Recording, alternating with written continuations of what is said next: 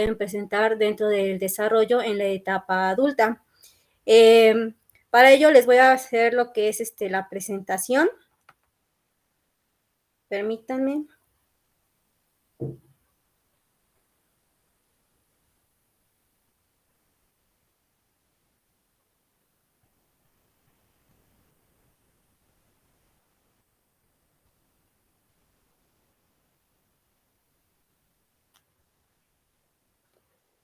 Dentro de lo que corresponde, el tema que vamos a llevar a cabo o el protocolo a seguir van a ser parte de las generalidades dentro de lo que corresponde el trastorno de la conducta desafiante, así como también las causas y factores de riesgos que podemos observar dentro de cada una de las características con base al desarrollo. Luego vienen los que son los criterios del DSM-4, del DSM-5, y también parte de algunas estrategias de intervención en lo que conlleva parte de la teoría cognitiva conductual.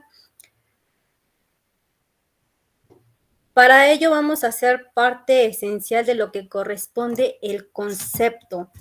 ¿Por qué nos habla con base a lo que es el concepto? ¿Qué nos dice y qué es lo que va a enfocarse principalmente dentro de este trastorno?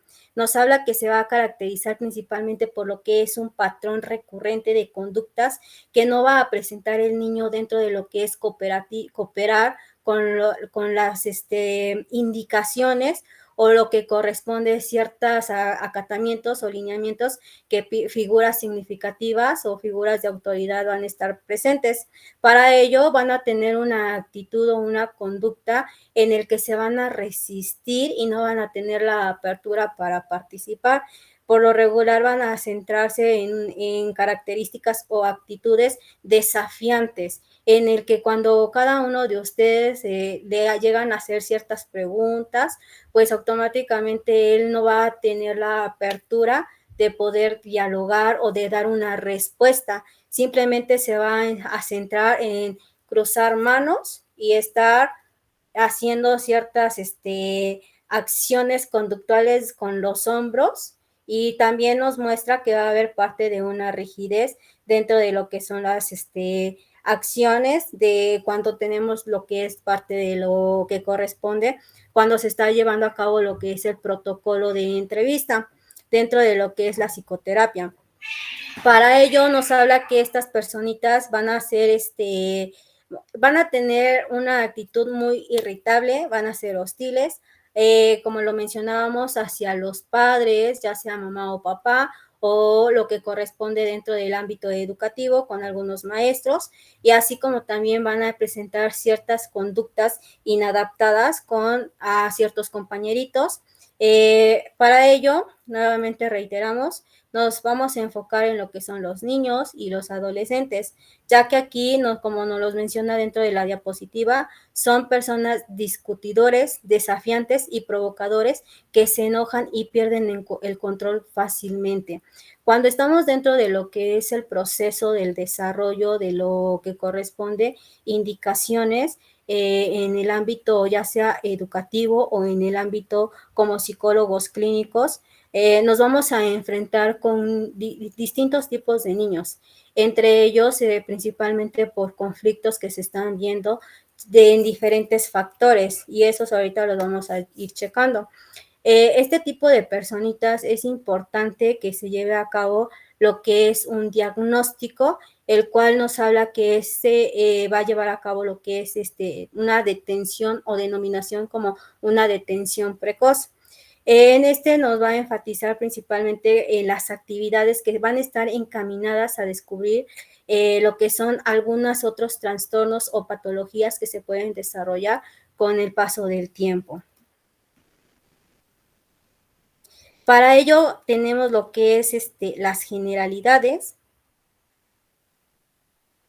En nos habla nuevamente, como mencionamos, va a ser una detención en los primeros años de la infancia, que corresponde de lo que es de 1 año a 2 años, en el que se puede llevar a cabo esta detención. Sin en cambio, no es un diagnóstico a un 100%, porque para poder diagnosticar o centrar a un niño dentro de estas categorías, debe de cumplir aproximadamente de 6 años en adelante, porque aún no tienen al 100% configurada lo que es parte de lo que está bien y de lo que está mal.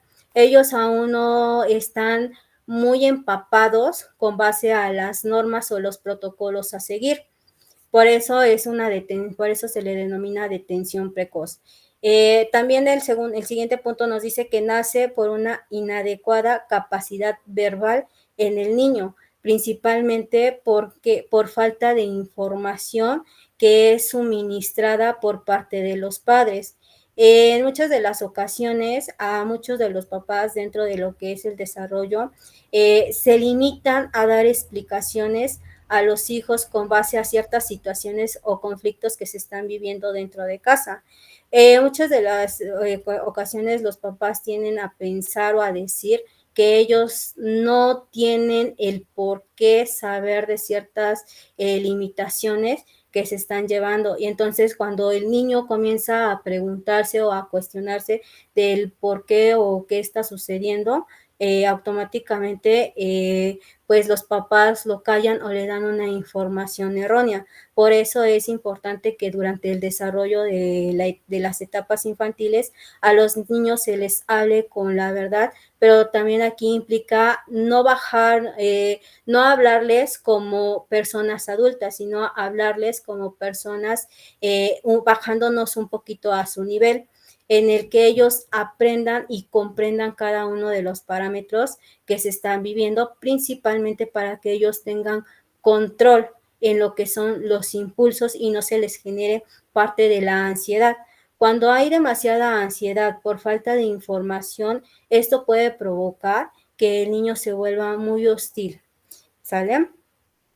Para ello, nuevamente, en el siguiente punto, como se los mencioné, nos dice que es importante diagnosticarlo en lo que es el primer año de vida, ya que en está enfocado principalmente con los logros que se van a ir llevando a cabo durante el proceso de su desarrollo, y principalmente porque va a generar parte de una autonomía, y aquí van a ir expresando o adquiriendo parte de lo que es el desarrollo del lenguaje.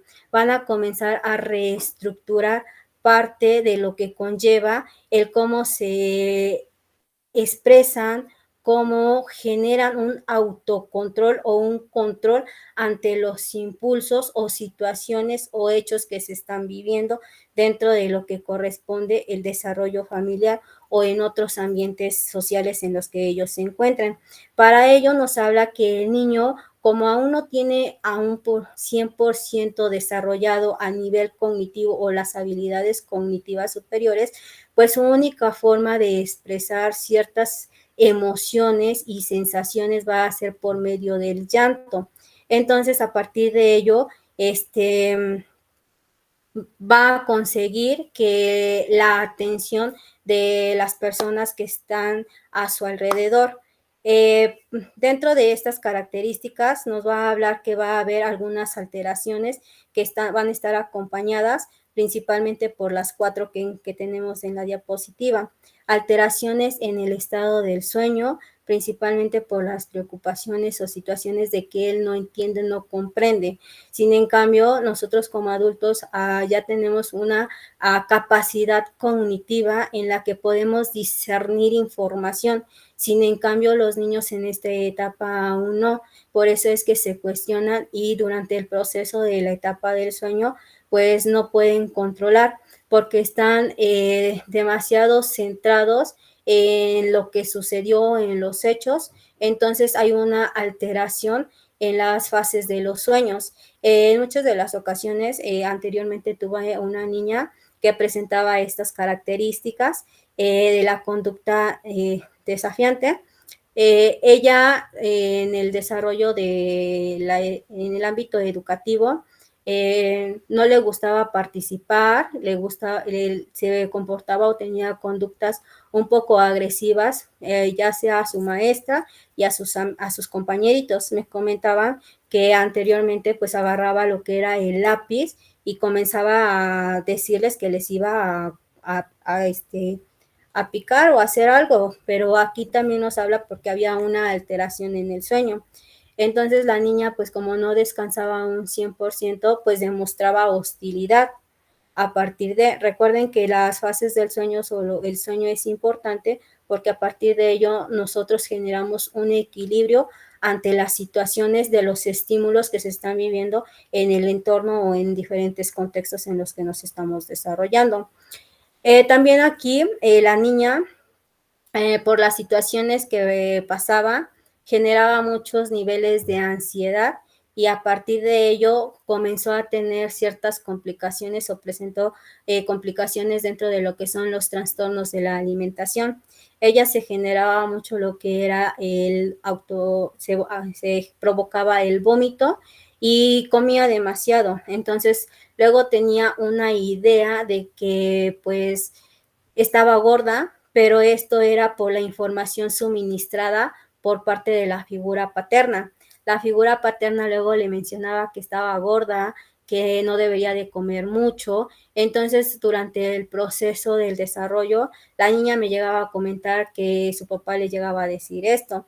Entonces yo le cuestionaba, ¿y tú cómo te sientes, cómo te percibes? Y ella automáticamente me decía, es de que mi papá sí me dice que yo estoy gorda, por eso me limito a comer. Eh, Luego, otra de las características es excesiva ansiedad ante lo extraño. Principalmente cuando están dentro de lo que es los primeros inicios de separación entre las figuras paternas significativa, que es más mamá, los niños tienen miedo a lo que es el separarse, por eso es que les genera mucha ansiedad, porque ellos consideran o tienen un pensamiento de que su mamá los va a dejar o los va a abandonar. A partir de ello les generan niveles de ansiedad muy excesivos. Luego lo que es el cuarto punto, este tipo de personitas no sonríen y muestran mucha rigidez muscular, principalmente en la parte del lenguaje no verbal. Cuando estamos dentro del proceso del desarrollo de la entrevista clínica, los niños al inicio muestran demasiada apatía a la participación cuando se les comienza a preguntar o a cuestionar.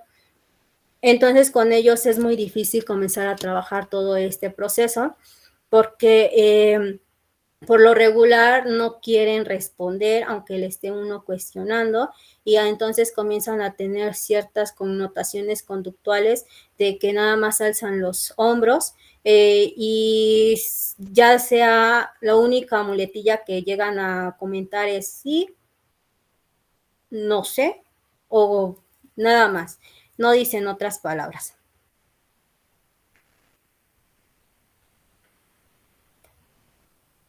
Luego viene la siguiente, nos habla con base a lo que es de los primeros años, de 1 año a los 3 años, nos va a hablar que se va a encontrar principalmente dentro del desarrollo de lo que son las relaciones básicas entre las figuras paternas. Y aquí conlleva lo que son los vínculos familiares o vínculos seguros, en el que dependiendo a cada uno de ellos se van a generar también parte de lo que es la confianza y la apertura. Si hay un vínculo seguro, pues el niño va a generar esta apertura para poder hacer ciertas connotaciones de ser asertivo. Sin en cambio, si hay una desorganización dentro de lo que son los procesos, pues le va a complicar demasiado, porque aquí viene también parte de los vínculos de rechazo. Dentro de lo que es el proceso, recuerden que cuando estamos en vientre de mamá, nos habla mucho que se genera lo que es el vínculo afectivo, porque es el primer connotación o el vínculo el que vamos a generar. Y a partir de ello vamos a comenzar a tener parte del desarrollo de las emociones. Si durante el proceso o el desarrollo se genera un vínculo en el que el niño no es deseado, automáticamente va a tener unas conductas o características de que va a estar llorando, porque a partir de ello, como nos lo menciona, es una necesidad básica, como aún no adquiere al 100% del lenguaje, pues su única forma de comunicar es por medio del llanto. No sé si en alguna ocasión ustedes han visto esta película que se llama Tenemos que hablar de Kevin. Kevin es una película estadounidense que nos habla principalmente de los vínculos afectivos que se generan dentro de lo que es el vientre de la mamá. La mamá presenta ciertas características en el que cuando se entera que está embarazada, pues no lo quería porque ella se sentía una persona autorrealizada desde la forma profesional, entonces ella le generaba muchos conflictos porque decía voy a perder lo que he ganado, lo que he obtenido con esfuerzo, con dedicación y no lo quiero dejar. Entonces, dentro de lo que es un apartado, nos muestra que el desarrollo o el vínculo no está bien fragmentado porque el niño le llora todo el día durante las 24 horas del día, entonces solamente cuando está papá es cuando el niño comienza a tener este control y cuando mamá le llega a comentar al esposo cómo es la conducta de Kevin, entonces él le comienza a decir que está loca, que cómo es posible que un niño de cuántos meses de nacido tenga ese tipo de conducta ante ella. Entonces la mamá pues sí le generaba muchos niveles de ansiedad y muchos niveles de frustración porque no podía controlar el llanto. Pero también aquí nos habla referente a que la única forma en la que ella logró para calmarlo era el de que iba a lugares o a zonas donde hubiera mucho ruido para apartarse un poquito de lo que eran las conductas de Kevin. ¿Salen? ¿Preguntas hasta aquí, dudas? Si alguien tuviera alguna duda o eso, puede activar su micrófono y hacer uso de la voz, o bien nos puede escribir en el chat y con gusto hacemos lectura. Gracias. Muchas gracias, maestra. Algunas de las dificultades normales que se van a presentar en diferentes edades van a ser las siguientes. El niño, por lo regular, tiene una energía sumamente bastante fuerte, entonces algunos lo diagnostican que puede ser algún tipo de trastorno de conducta, como lo que es el TDAH. Sin en cambio, aquí nuevamente hacemos referencia a que en las etapas tempranas no es favorable diagnosticarlo porque aún no tiene esta parte de la madurez cognitiva y por ende no se puede llevar a cabo, ¿va? Para ello nos habla que a partir de lo que son los 3 años de edad, el niño va a iniciar con lo que es una apertura a la exploración con base a los contextos en los que se está desarrollando, en el que, por ejemplo, va a correr, va a trepar, se van a subir a las cosas, y aquí también nos habla de chuparse o succionar el dedo. También nos habla de la búsqueda de atención, ya sea por alguna de las figuras paternas, mamá o papá, o la persona que sea su cuidador. Le va a dar mucha curiosidad, principalmente sobre las partes de su cuerpo, y aquí también nos habla que llegan al momento en un estado en el que los niños se llegan a masturbar porque sienten placer. No hay una aparición al 100% de lo que es el lenguaje y se les complica mucho. Entonces también esto a ellos les genera mucha ansiedad y mucha frustración. Por ejemplo, ahorita tengo a un niño dentro de lo que es el proceso de entrevista. Él presenta lo que es el trastorno negativista desafiante. Lo podemos llevar a cabo, lo podemos denotar como trastorno negativista desafiante o también trastorno por oposición desafiante. Estas son ciertas categorías que se pueden tener dentro de este parámetro. Este niño, lo que al inicio comenzamos a llevar a cabo lo que era el protocolo y le llegaba a hacer lo que es la entrevista previa para el desarrollo de lo que es la información básica de su anamnesis. Le hacía yo, lo cuestionaba y él literalmente no mostraba algún interés, era muy hostil, muy apático y mostraba mucha rigidez en la gesticulación de su lenguaje no verbal.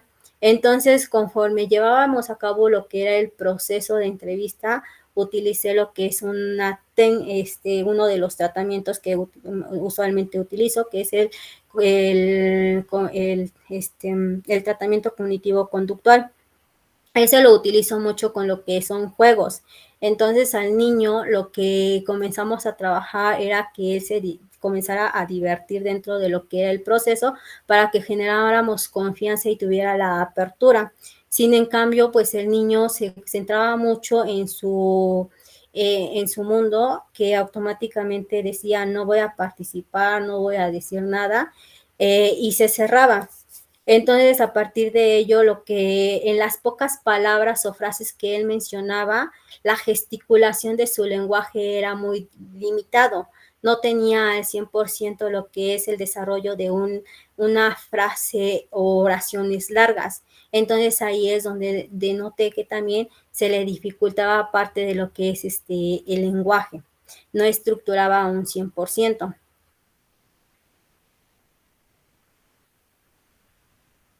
Las características más sobresalientes que vamos a encontrar dentro de las cuestiones del trastorno negativista desafiante es que el niño van a tener mucho negativismo a lo que es el participar, el que no van a aceptar que se lleve a cabo todo el protocolo, así como también hostilidad a la participación y al ambiente o al lugar en donde se encuentra.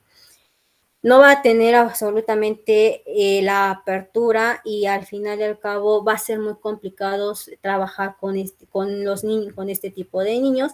Sin en cambio, se puede ir dando poco a poco a partir de lo que es el cómo nosotros como psicólogos interactuemos y le demos la apertura y principalmente la confianza para que él comience a centrarse y darnos información. Tiene un comportamiento desafiante, principalmente cuando le damos las indicaciones que se deben de llevar a cabo. Él fija o tiene una mirada y no te la aparta, y es como si te quisiera comer, como si te quisiera decir muchas cosas, y es una agresión visual lo que él realiza.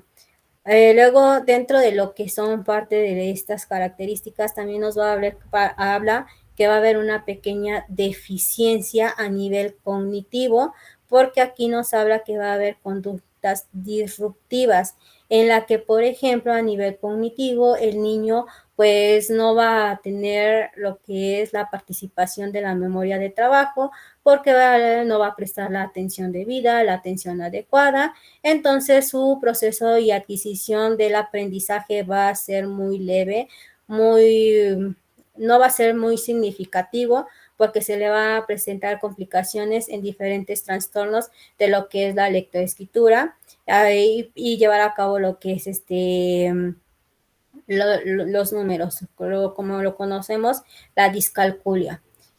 No va a haber una autorregularización, principalmente en lo que es la parte interna y la parte externa, y eso le va a causar muchos conflictos.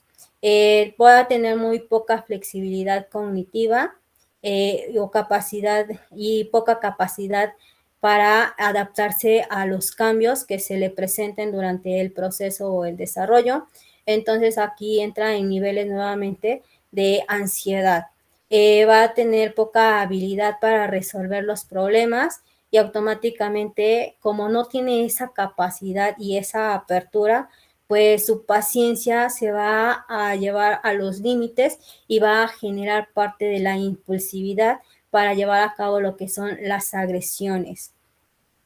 ¿Preguntas con este apartado? Aquí, por ejemplo, le coloqué nota. Tiene muy poca incapacidad para discernir las consecuencias de sus actos, y eso conlleva a que tiene poca resiliencia para adaptarse y llevar a cabo lo que son la resolución de los problemas, y los conflictos al final y al cabo son sumamente fuertes, que pues le genera como una atadura, y a partir de ello lo que lleva a cabo es la hostilidad, la agresión, la impulsividad, los, las situaciones que se le presenten. Sí, dígame usted, señorita Michelle. Quería preguntarle si es lo mismo este trastorno y el síndrome del emperador. Dentro de lo que es el síndrome del trastorno del emperador y lo que es el trastorno del negativista desafiante, y sí viene siendo lo mismo, porque aquí el niño se muestra muy hostil, muy agresivo, principalmente ante las figuras paternas, y aquí conlleva en el que automáticamente él impone y hace los hechos que se deben de llevar a cabo a partir de lo que es la manipulación. Este tipo de niños generan mucho lo que es la manipulación con las figuras materna o paterna, principalmente se va más con la mamá. La mamá le lleva a cabo el que él dice y hace, y si la mamá no obedece, automáticamente lleva lo que es la agresión en la etapa infantil. Entonces sí está dentro de lo que es el parámetro del trastorno desafiante. ¿Sí?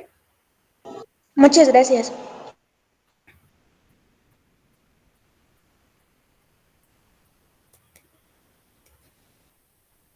Dentro de lo que es la teoría, dentro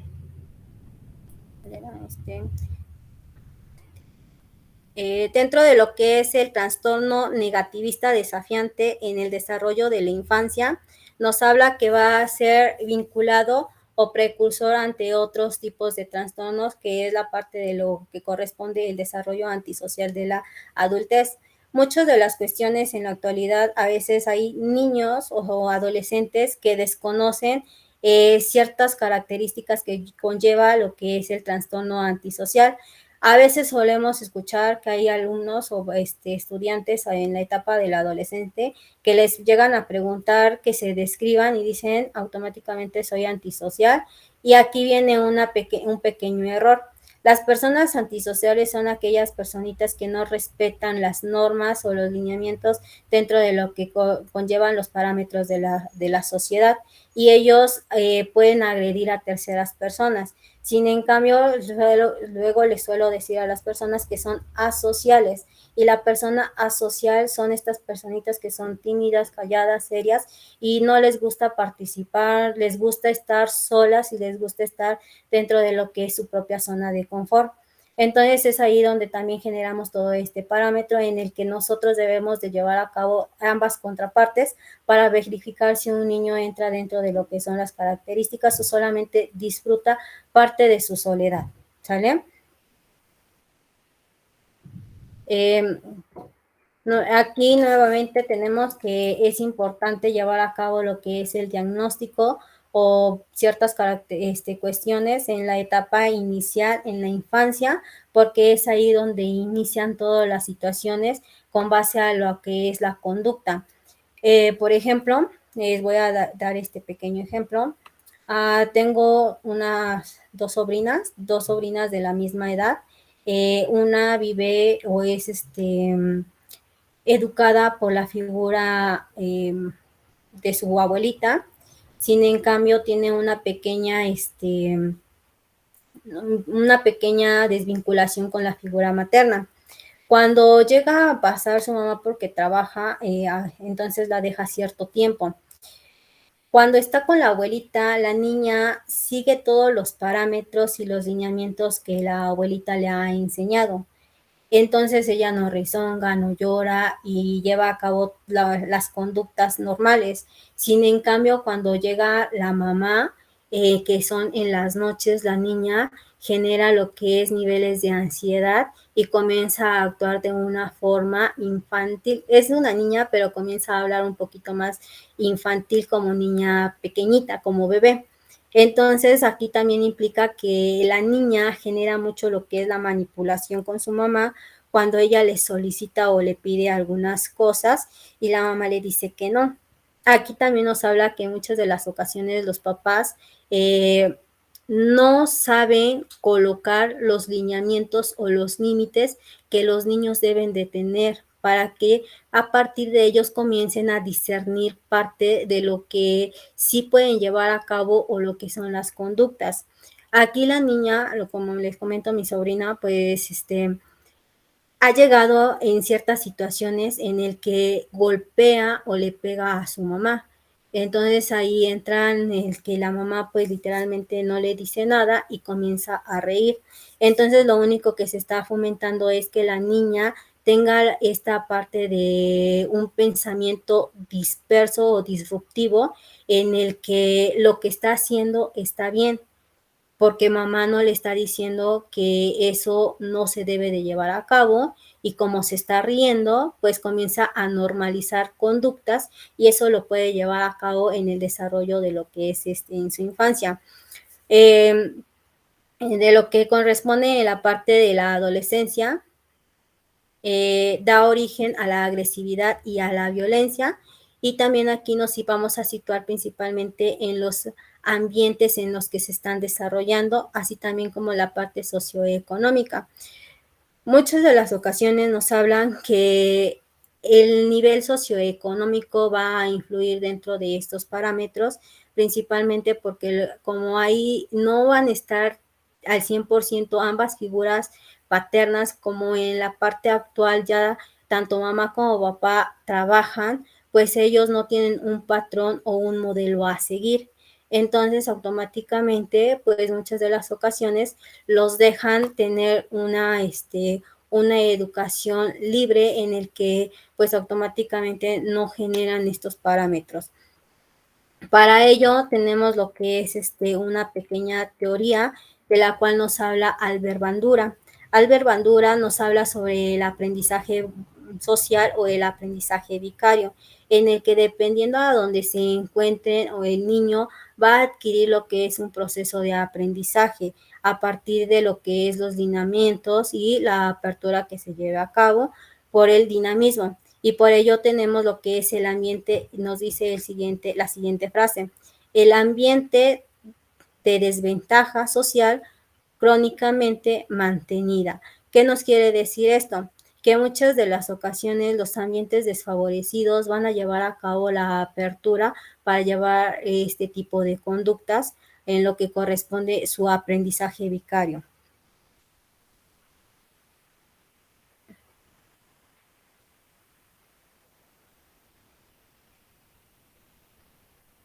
Algunas de las causas y los factores de riesgo que vamos a llevar a cabo en esta parte, nos habla que investigadores consideran que tienen un origen multicausal. En el año 2003 se llevó a cabo lo que es una pequeña investigación en Bogotá. Lo realizó lo que es Muñoz y Farías y en ello encontraron los siguientes parámetros: que del 59.4% de los preescolares tenían o presentaban lo que era el trastorno negativista desafiantes, de los cuales el 9.4% coexistían principalmente con niveles de ansiedad o presentaban lo que era ciertas características de frustración por situaciones que ellos no podían controlar referente a lo que es el desarrollo de sus emociones. Entonces ahí era donde generaban estos parámetros de descontrol y alteración. También nos habla que el 6.3% de esta pequeña población presentaban lo que era características de depresión. En esta situación influyen lo que es las causas o algunos factores que van a llevar a cabo todas estas cuestiones de lo que conlleva el trastorno negativista desafiante. Por ello tenemos la siguiente frase, la cual nos lo dice Fernández y Olmedo: la influencia de los factores de riesgos o protectores no es sumamente, sino que se incluye de manera recíproca y también hay que tener en cuenta el momento de aparición. Para ello tenemos lo que son los factores, que son 3. El primero es el factor biológico, el factor personal y el factor familiar. En el factor biológico nos va a ver si hay una alteración a nivel del óvulo temporal, porque el óvulo temporal conlleva lo que es parte de lo regular, las conductas y también parte de lo que es el proceso de del análisis y la resolución de los problemas para dar paso a cada una de estas características, así como también lo que corresponde factores genéticos que conlleva dependiendo al sexo o al género que tenga cada uno de los niños. Por ejemplo, se presenta más lo que es la conducta la conducta negativista en los niños que todo en las niñas. Y aquí también nos habla de lo que es el desarrollo o la indagación previa con base al desarrollo del embarazo, que es pre y perinatal, así como también un daño a nivel cerebral o lo que conlleva también el proceso del desarrollo de la sinapsis, porque a partir de ello también, como se ha mencionado, el desarrollo presináptico está conjugado a partir de la unificación de lo que conlleva las uniones de cada una de las neuronas. Las neuronas llevan a cabo lo que son los receptores y a partir de ello los receptores van a mandar o van a recibir esa información de los estímulos que se están llevando a partir de la segregación química eléctrica de las señales que se están mandando. Los factores personales dentro de lo que conlleva también vamos a entrar parte de lo que es el tipo de personalidad, como lo que es el temperamento, lo que es el neuroticismo, si la persona tiene una personalidad extrovertida o introvertida, que conlleva a la persona que es extrovertida, no mide o no tiene esta capacidad para llevar a cabo ciertas connotaciones de sus conductas y ellos a veces se dejan llevar por lo que es la adrenalina y la sensación que les está generando de satisfacción. Los impulsos o la impulsividad que lleva a cabo las situaciones de conflicto o las situaciones en las que se están desarrollando. Entonces, a partir de ello también nos habla. Lo que es la búsqueda de sensaciones, lo que les mencionaba, cuando hay tanta adrenalina, tanta excitación de esta sustancia, pues automáticamente nos genera una satisfacción y por eso es que nos habla que buscamos este tipo de sensaciones de tranquilidad, de alegría y por eso es que en muchas de las ocasiones no modulan. Luego viene lo que es una inestabilidad afectiva y la inestabilidad afectiva nos va a hablar principalmente con los vínculos afectivos que se generaron dentro de lo que es el seno familiar. Recuerden que los vínculos afectivos dentro de lo que es el contexto nos va a hablar que se van a formar parte para que nosotros nos predispongamos y nos adaptemos a los contextos en los que nos estemos desarrollando y a partir de ahí generamos parte de la asertividad y la resiliencia para llevar a cabo los procesos de las habilidades para dar una solución a los problemas o a los conflictos que se están viviendo dentro de lo que es este proceso. Luego vienen lo que son los factores familiares y los factores familiares, como ya lo había mencionado, pues van a ser la parte esencial porque ellos son los que nos van a dar pautas esenciales de las normatividades y las reglas sociales que nosotros debemos de seguir. A partir de ello también conllevan los valores, las actitudes y las conductas que nosotros vamos a tener. Por ejemplo, si dentro de mi seno familiar, pues veo que mi papá se enoja por cualquier situación o por cualquier cosa, pues automáticamente lo que yo genero es un aprendizaje vicario y ese aprendizaje vicario pues lo normalizo y por ello es que no genero una asertividad ante las situaciones que se me están presentando. ¿Preguntas con los factores? Para ello tenemos lo que son el proceso del desarrollo del criterio del DSM-4 y para ello nos hablan o se catalogan en 4 partes, que es la agresión en personas y animales. Este tipo de personitas debe de cumplir ciertas características para poderlo diagnosticarlo y a partir de ello, si entra dentro de estos parámetros, pues entonces la persona necesita ya una ayuda en la parte o lo podemos canalizar con el psiquiatra. Hay una destrucción a propiedades ajenas, hay una fraudulencia o robo, así como también hay violencias graves ante las normas. Para ello tenemos los siguientes criterios que se van a manejar dentro de lo que es el DSM-4 y como ya se los mencionaba, se categoriza en 4 partes. Para ello tenemos la siguiente definición, que es un patrón repetitivo y persistente del comportamiento en el que se violan los derechos de otras personas o normas sociales importantes propias de la edad, manifestándose por la presencia de 3 o más de los siguientes criterios durante los últimos 12 meses y como mínimo de un criterio de duración de los últimos 6 meses. Para ello, para lo que es el desarrollo del diagnóstico, debe de tener una temporalidad de tiempo.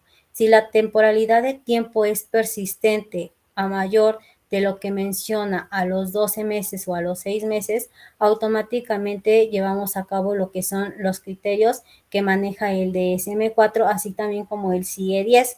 Sin en cambio, ahorita solamente les voy a presentar parte de los criterios que maneja el DSM-4. La agresión a personas o animales, para ello tenemos 7 características que se deben de cumplir. La primera es a menudo fanfarronea, amenaza o imita a otros. Por ejemplo, cuando la persona pues automáticamente comienza a tener ciertas palabras de que va a hacer ciertos actos, en el que va a llevar a cabo ciertas conductas agresivas o disruptivas, eso nos habla que es parte de la amenaza y a partir de ahí intimida a lo que son las personas que están dentro de su entorno social. También nos habla de que a menudo hay inicia peleas físicas. Este tipo de personitas por lo regular son muy agresivos, muy hostiles y por cualquier situación conlleva parte de lo que es la agresividad. Y también aquí nos habla, como anteriormente, de los factores biológicos, el temperamento. Disculpen, de los factores personales, el temperamento, y recuerden que dentro de lo que son el temperamento, como nos los menciona Hipócrates, son 4, que es el flemático, el colérico, el melancólico y el sanguíneo. El colérico y el sanguíneo son estas personitas que automáticamente comienzan a tener una sensación de enojo y por lo regular no controlan características conductuales y se saben extender. Es como esta frase que nos dicen que son de mecha corta. Las personitas de mecha corta pues automáticamente inician lo que son peleas, conflictos por situaciones de lo que se está viviendo dentro de lo que es el ambiente o la atmósfera. El tercer punto nos habla sobre ha utilizado un arma que puede causar daño físico grave a otras personas. Por ejemplo, lo que es un bate, un ladrillo, una botella rota o navaja o una pistola. Dentro de estas características, por ejemplo, hay personitas que dentro del desarrollo de la violencia, como les platiqué anteriormente con la niña que sufría este tipo de trastorno, pues cuando ella observaba que había una agresión por parte de alguno de sus compañeritos, pues automáticamente reaccionaba por impulso y agarraba el lápiz y solamente amenazaba y decía, si tú me haces algo te voy a clavar este lápiz, no me importa, que no sé qué, y generaba estos conflictos. Entonces automáticamente lo que nos hace es de que pues comenzaba a adaptarse principalmente por las situaciones de amenaza que se estaban viviendo dentro de este proceso. Luego el cuarto punto nos habla que ha manifestado crueldad física con personas o también con los animales. ¿En qué conlleva? Por ejemplo, esta niña que les acabo de mencionar tiene una pequeña hermana de 2 años y la mamá anteriormente me comentaba que jugaban muy pesado y la niña no medía fuerzas, no medía consecuencias y a su hermana la hacía de llorar y al final le generaba un goce y un disfrute ante la conducta o la respuesta que la hermana estaba haciendo. Entonces decía que eso le causaba cierta molestia o ciertas situaciones en el que se preguntaba el por qué ella reaccionaba de esa forma. Entonces, a partir de ello, pues comenzábamos a trabajar, pero también nos habla en el que, pues, en ese tiempo la niña tenía perritos, entonces los perritos, pues luego literalmente la niña agarraba al perrito de las patitas y les daba vueltas, y mientras que yo me espantaba y le decía yo, oye, tranquila, lo vas a lastimar, ella disfrutaba, se comenzaba a reír y decía, no, es de que a él le gusta, que no sé qué, que no sé cuándo. Entonces ella disfrutaba esa acción.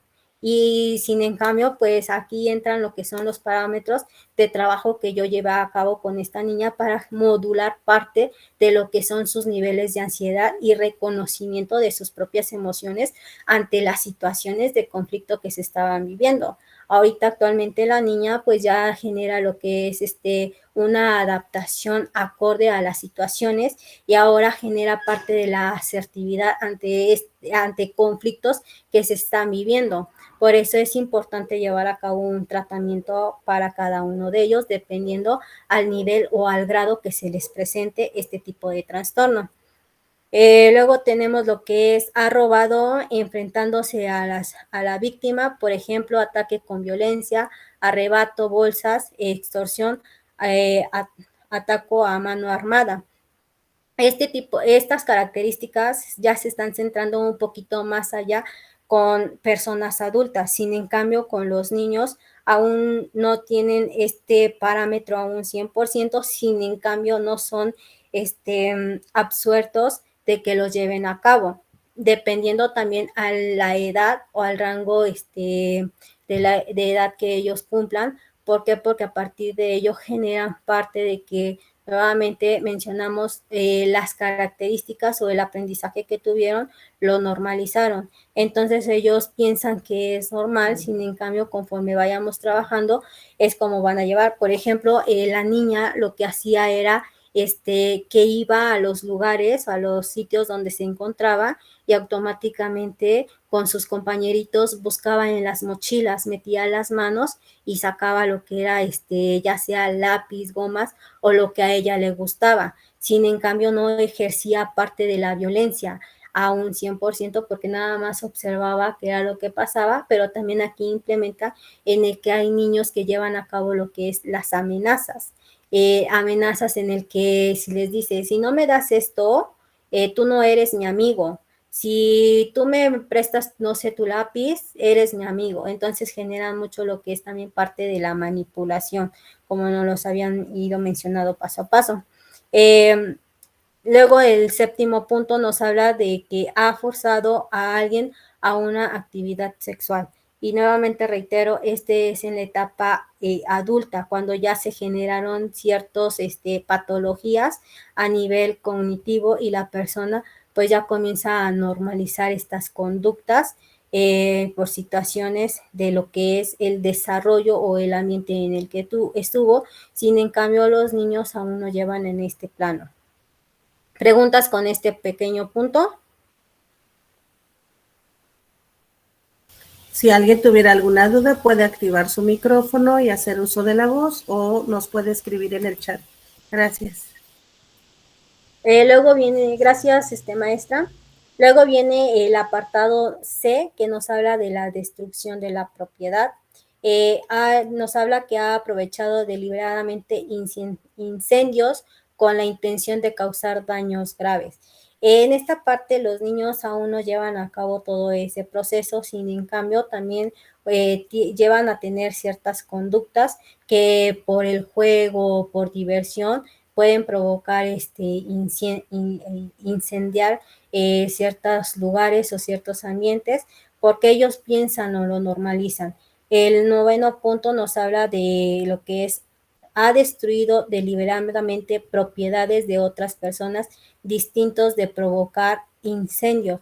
Por ejemplo, como les mencionaba con esta niña, cuando estaban en la escuela, cuando sus compañeritos no le hacían caso y no le daban la apertura o la confianza, automáticamente lo que hacía era pasar como si nada, como si ellos no estuvieran, y los ignoraba. Entonces, a partir de ello, pues estamos generando que lo hacía deliberadamente y al propósito, causando un daño. ¿Por qué? Porque ella no le importaba o no medía lo que eran las consecuencias que se le iban a presentar. Luego viene la fracción D, la cual nos habla de la fraudulencias o robo. En este nos habla que va a tener 3 subtemas, en los cuales ha violado el hogar, la casa o el automóvil de otras personas. Por ejemplo, cuando van los niños a casas o a visitar a un familiar o a otros lugares, pues no respetan lo que son las normas, no respetan lo que son los objetos, no respeta lo que es las paredes, y hay niños que literalmente rayan. Esta niña, como les llegaba a comentar, lo que hacía cuando sus papás son separados. Entonces, como sus papás son separados, a veces iba a casa de su papá y su papá automáticamente siempre la incitaba a irse a los golpes.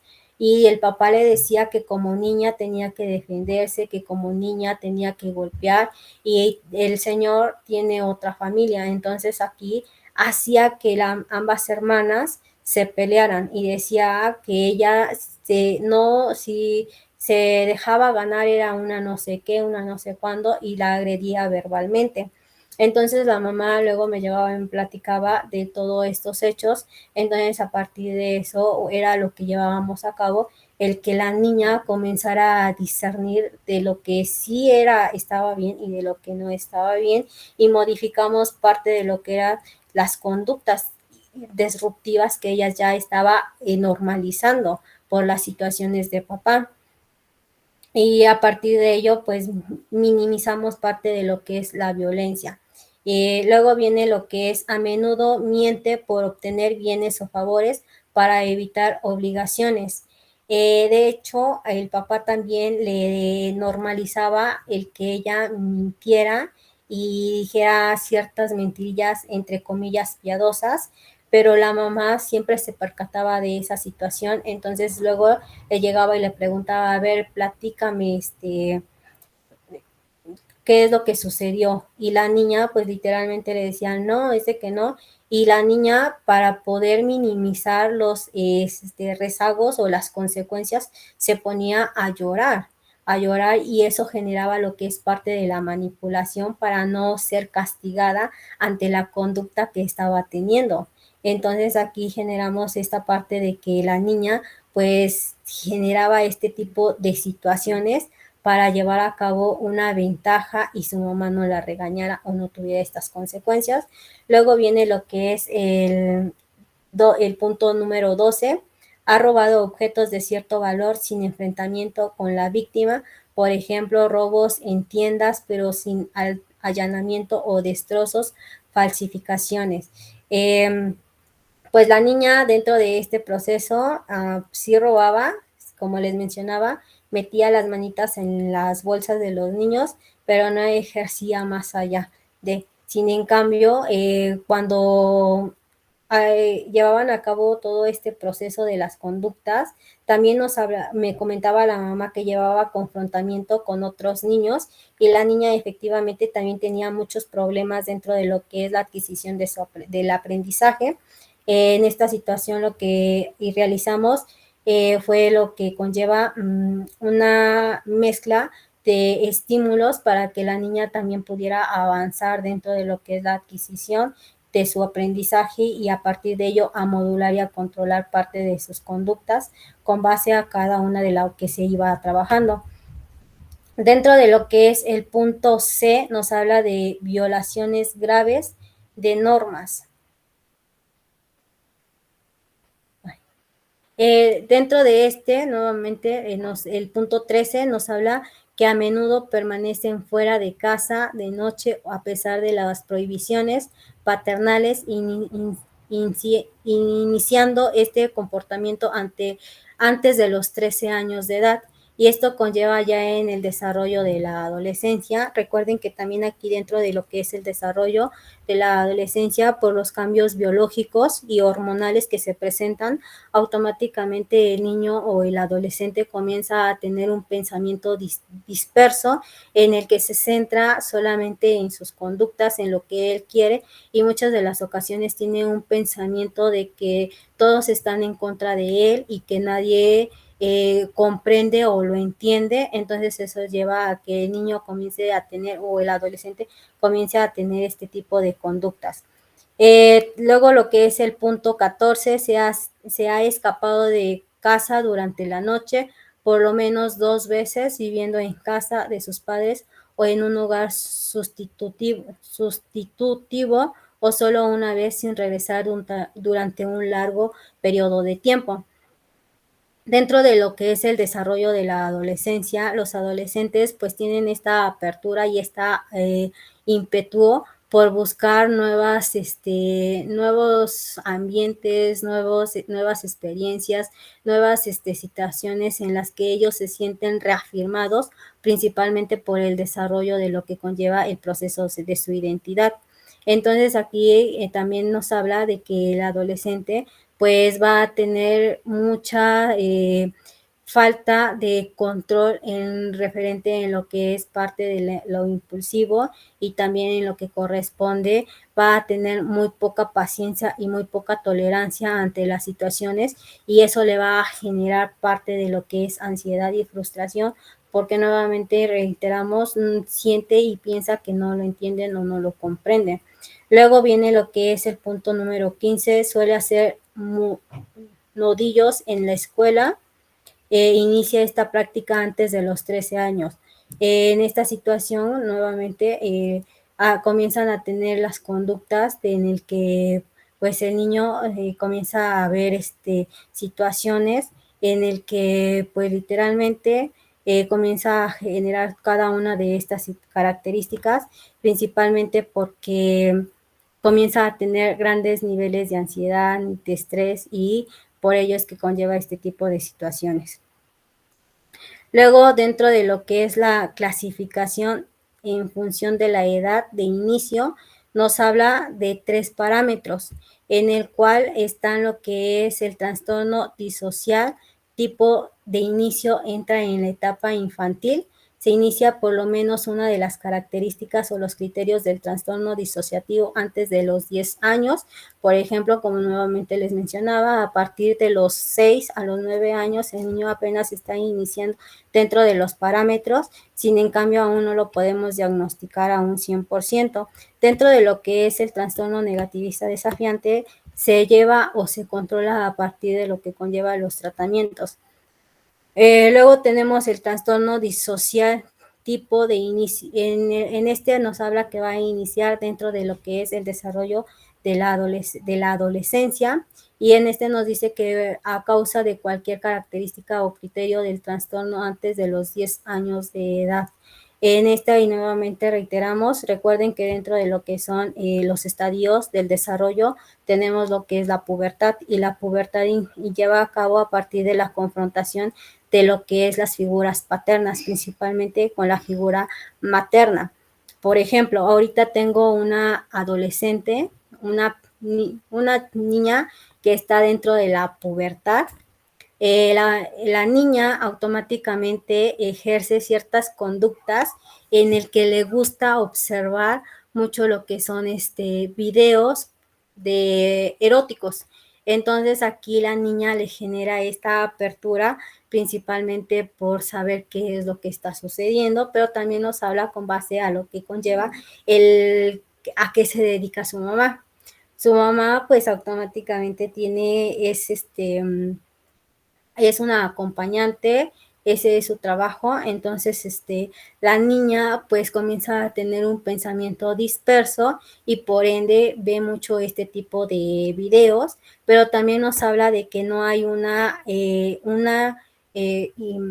lineamiento o una apertura a que le den información con base a los procesos de cambio que ella está presentando. La niña tiene mucho o presenta lo que es agresividad ante su mamá, principalmente por situaciones de conflicto dentro de lo que es la figura paterna. Dentro de lo que es el proceso del desarrollo, la niña tiene como esta parte de idealizar que su papá es el máximo, es un superhéroe, entonces lo que genera es de que la niña pues literalmente se siente atacada y se siente que su mamá no la entiende y no la comprende, y por eso es que generan muchos choques. Pero también aquí nos habla de lo que es la apertura que hay entre mamá e hija. La mamá tiene un carácter muy impulsivo y no controla y no mide palabras. Entonces la hija lo que está haciendo es lo mismo que la mamá. Entonces es por eso que chocan demasiado, y principalmente porque la niña o la niña o la puberta lo que genera es de que ella, su ideal o su pensamiento ideal es de que ella no quiere estar con mamá, quiere estar con papá, porque papá la cuida, papá la protege, papá le va a dar todo lo que ella quiera. Entonces mamá lo que genera son conflictos entre lo que es el papá y la hija, porque a partir de ello ella como que comienza a darle ciertas ideas de que su papá pues no es lo que ella piensa, y por eso es que genera muchos conflictos, y por eso es que nos habla de lo que es del trastorno disociativo tipo inicio en la adolescencia. Y como se los menciono, en esta niña inicia dentro de lo que es el rango de los 9 años a los 10, que es donde está el proceso del desarrollo de la pubertad, ¿sale? Como comenzamos dentro de lo que son las características del desarrollo, tanto físicas como internas, que son los cambios secundarios dentro de lo que es el desarrollo de la adolescencia. Y por eso es que también la niña genera conflictos dentro de lo que es el proceso. Luego tenemos lo que es el tercer punto, que es trastorno disocial tipo de inicio no especificado, y en este nos habla que no se sabe la edad de inicio. En este conlleva en el que, por ejemplo, dentro de lo que son los entornos sociales, pues también influye mucho de lo que es el factor de riesgo o el factor en el que se está llevando a cabo, si es a nivel biológico y por qué es que predomina. ¿Sale? Tienen pregunta en la clasificación en función a la edad de inicio. Para ello tenemos lo que son las especificaciones de la gravedad. Para ello se catalogan en tres partes, que es el leve, el moderado y el grave. El leve nos habla que va a haber poco o ningún problema de comportamiento, exceden a los requeridos para establecer el diagnóstico a los problemas del comportamiento, solo causa daños mínimos a otras personas. Por ejemplo, como les mencionaba, la niña, la que tuve al inicio, pues presentaba este tipo de trastorno, principalmente era leve, porque no llevaba a cabo consecuencias más allá de en el que afectara a terceras personas, solamente era el que confrontaba, no obedecía, era hostil, agresiva ante las situaciones que vivía dentro de lo que era el seno familiar con la mamá, y también parte de lo que es en la parte educativa en la escuela con sus compañeritos. La moderada nos habla que el número de problemas del comportamiento y sus efectos son otras personas, son intermedios entre el leve y el grave. Entonces aquí nos habla que va a haber ya robos con enfrentamiento o la víctima el vandalismo. Ya llevan a cabo las que son conductos un poquito más graves, sin en cambio también lleva a cabo lo que es el control para poder llevar a cabo una intervención terapéutica. Luego viene lo que es la grave. La grave nos habla de los problemas de comportamiento exceden a los requisitos para establecer el diagnóstico a los problemas del comportamiento, causan daños considerables a otros. Por ejemplo, nos habla que ya hay una violación, una crueldad física, uso de armas, robos, enfrentamientos con las víctimas, destrozos y allanamientos. En por ejemplo, las personitas ya pueden hacer uso de algún tipo de arma blanca, como es el cuchillo o las tijeras, y pueden agredir a terceras personas dependiendo a lo que estén viviendo dentro de la que es la situación.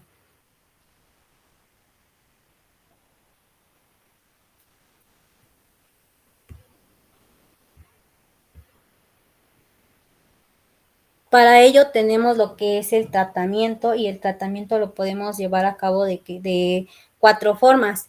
La primera es la psicoterapia individual, la terapia familiar, terapia grupal y lo que es la el psicofármaco.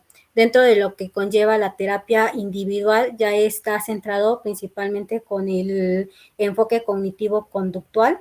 En este nos va a hablar principalmente porque vamos a elevar parte de la capacidad para enfrentar y adaptar lo que es la paciencia, la tolerancia ante la frustración, ante las situaciones que se están viviendo, así como también para resolver lo que es la falta de comunicación, en el que el niño comience a controlar parte de sus emociones, en el que ya va a llevar a cabo esta parte de lo que es el control de la ira, el control y reconocimiento de lo que es los entornos en los que se están desarrollando, así como también parte de la impulsividad que se ven enfrentados dentro de este proceso.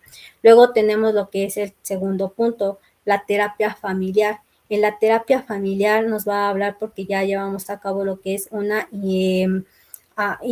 se introduce principalmente a toda la familia. Por ejemplo, con la niña, lo que trabajé mucho de forma individual fue la parte cognitiva en el desarrollo de lo que es sus emociones.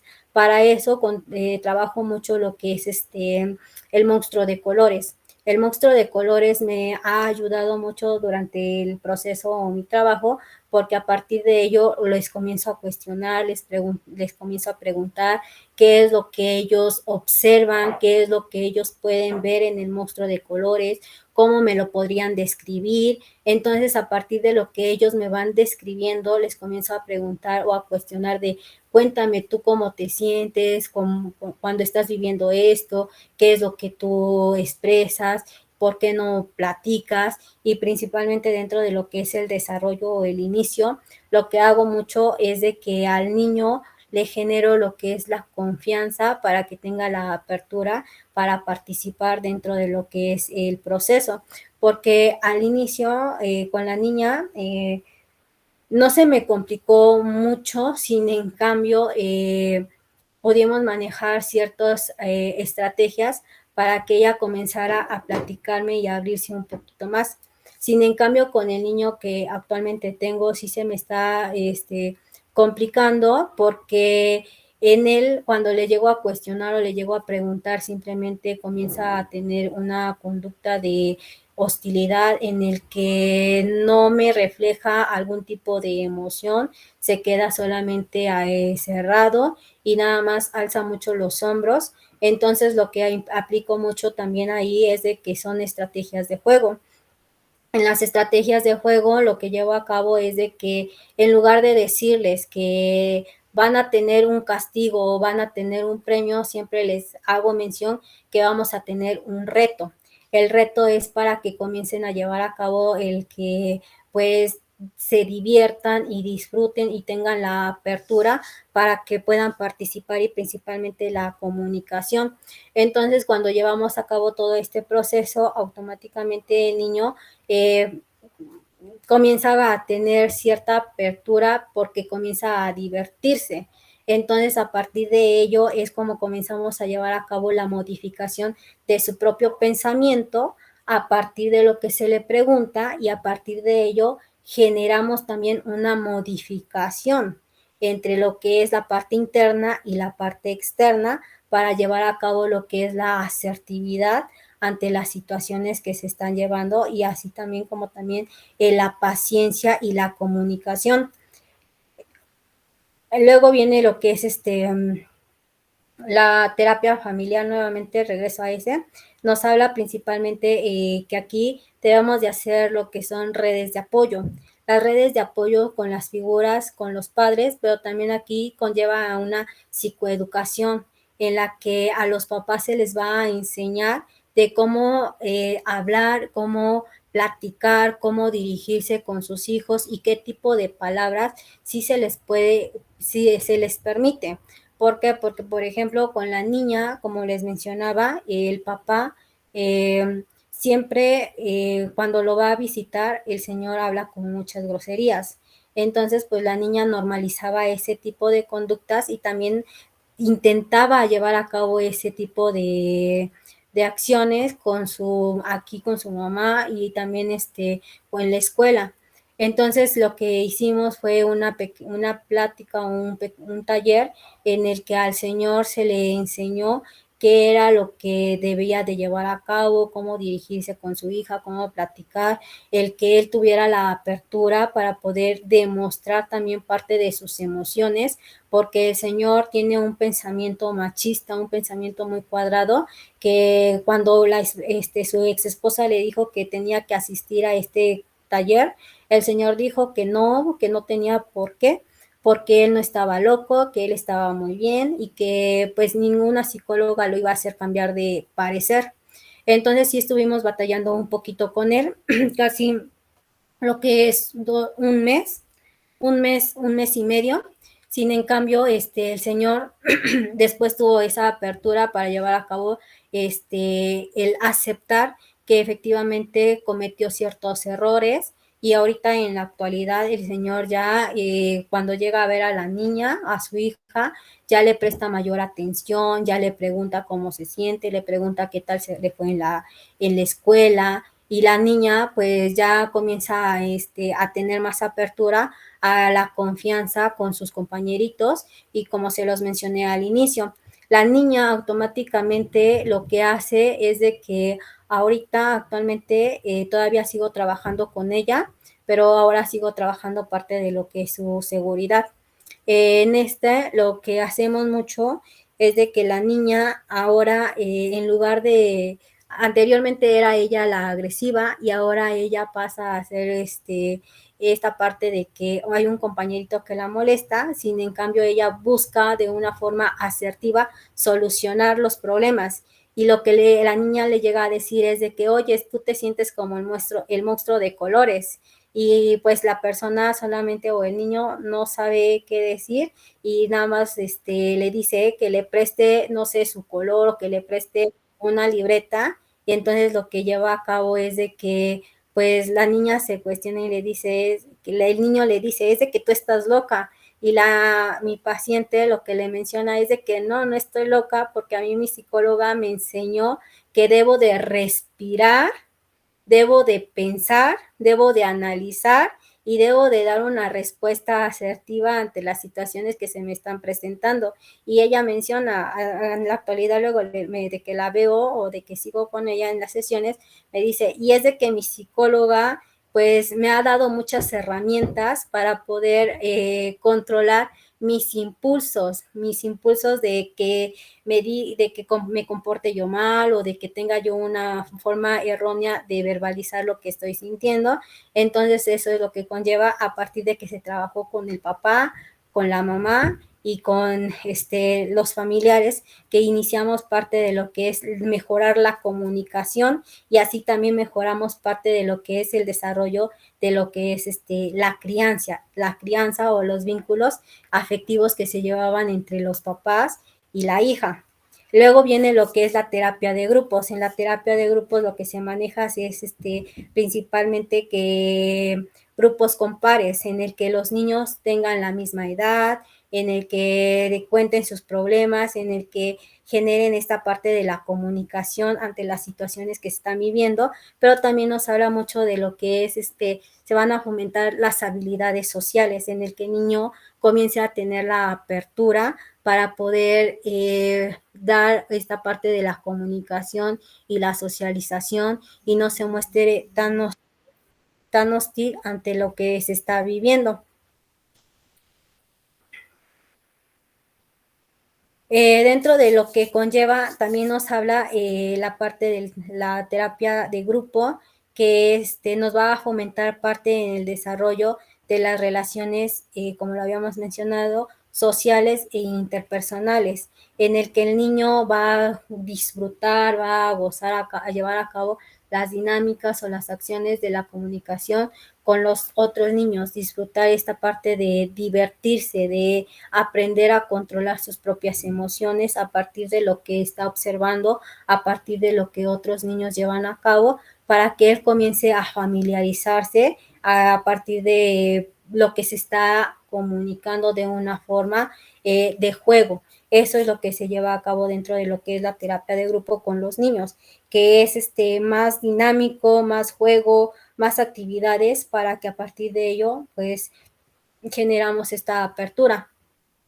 Luego viene lo que es el psicofármaco, el cuarto punto, que es el psicofármaco, y en este nos va a hablar que va a llevar a cabo lo que es un tratamiento farmacológico en el que va a estar dividido por diferentes etapas, y aquí conlleva principalmente la primera, que es la entrevista previa que nosotros como psicólogos tenemos, que es el desarrollo de la evaluación del diagnóstico a partir de lo que conlleva el historial clínico, lo que es la parte de el llenado de la anamnesis, así como también la evaluación de la familia, cómo se llevan, cómo es su vínculo, cómo están conformados, y a partir de ello, cómo es la actividad de comunicación, así como también el siguiente nos habla de la evaluación escolar, el cómo el niño se relaciona, el cómo el niño tiene estas conductas dentro del ámbito educativo para llevar a cabo lo que es cada uno de los procesos,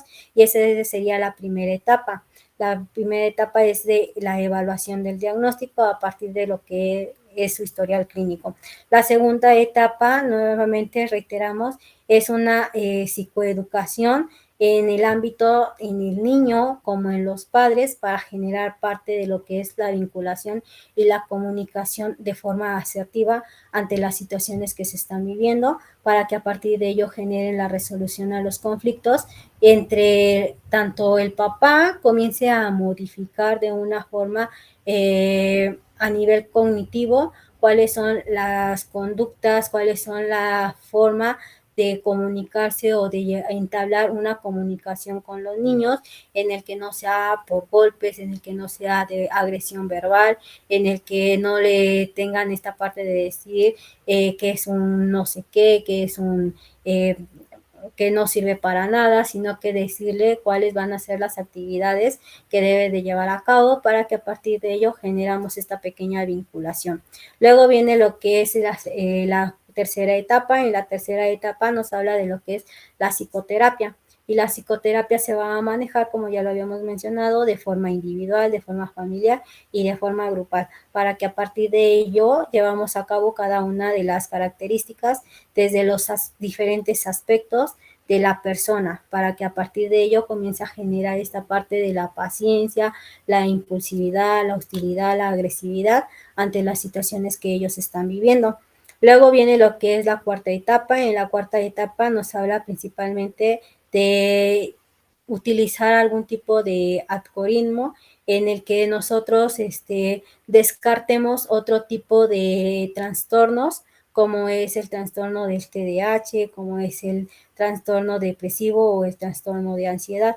¿Por qué? Porque muchas de las ocasiones nosotros como principalmente el psicopedagogo llega a cometer ciertos errores dentro del desarrollo de un diagnóstico en el ámbito educativo. A veces los catalogan o les dan esta etiqueta de que el niño tiene TDAH, cuando solamente pues a lo mejor no lo tiene a un 100% desarrollado o tiene ciertas características conductuales que por ende lo confundimos.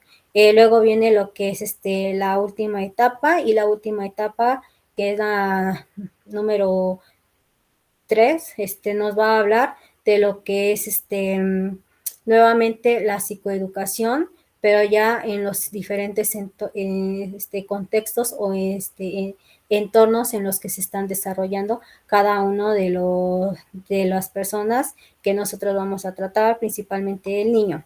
¿Sale? ¿Preguntas hasta aquí? ¿Dudas?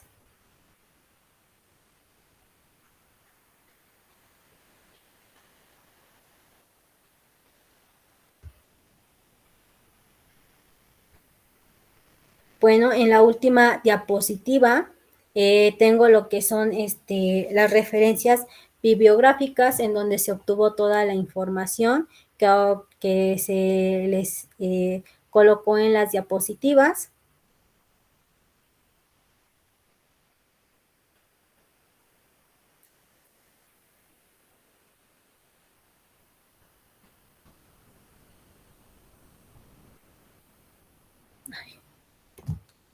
¿Tienen alguna pregunta, alguna duda con base a esto?